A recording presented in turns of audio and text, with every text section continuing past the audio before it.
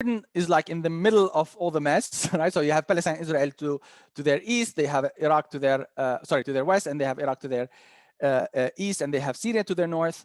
But they've managed to, hold the ruler exactly from the middle. And while it is a monarchical system, it's a monarchy, they do have a strong enough civil society, and the Muslim Brotherhood there have their wings have been clipped by the Hashemites for sure, but they are getting challenged by society, right? So they are having to deal with a growing, not only young population, but growing population of Jordanians, because of what they've witnessed in other places, and also because of ISIS, right? Are challenging the role of religion and state. So that's the new conversation that we didn't have before the Arab Spring. The role of religion and state, the role of women.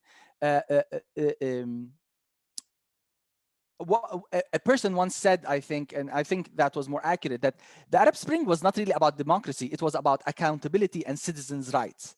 That's what people revolted for. So what's happening in Jordan is that a lot of that is happening just minus the revolution and the killing. And one of the organizations that's doing that, Ahl, which in Arabic means, has two meanings. One is Ahl is family, right? Relatives.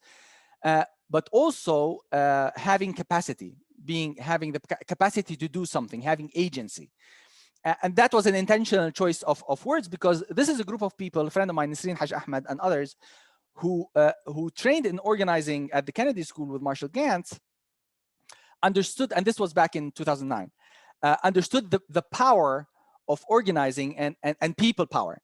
So when they went back to Jordan, they started training people on organizing on a variety of issues, on literacy in the camps, about cleaning the environment, and so on and so forth. The point there is to help regular Jordanians find their voice, but more importantly, understand political power and understand you don't need to have a revolution to have change. You just need to get organized. You need to understand power with and power over. You need to have a theory of change.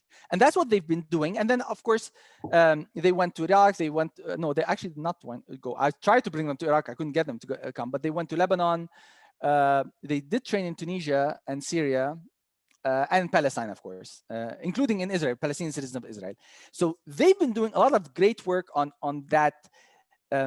It's not only awareness raising, but actually building the capacity of average citizens in the Arab world to push for political change in Sudan in smart ways, smart and constructive ways that are that understand that for you to be effective, you need to understand what's the political map, who stands to lose in the change that you're engaged in, and how to engage intelligently and strategically to choose your battles and not get yourself distracted in battles that really don't serve your purpose, right? So that's what they're good at. And I've worked with them on several campaigns and programs, one of which was to get, they have a yearly program where they train on organizing online a group of leaders from across the Arab world. We have people apply. Last year, was it? Or the year before, maybe. We had 447 applicants for 65 seats.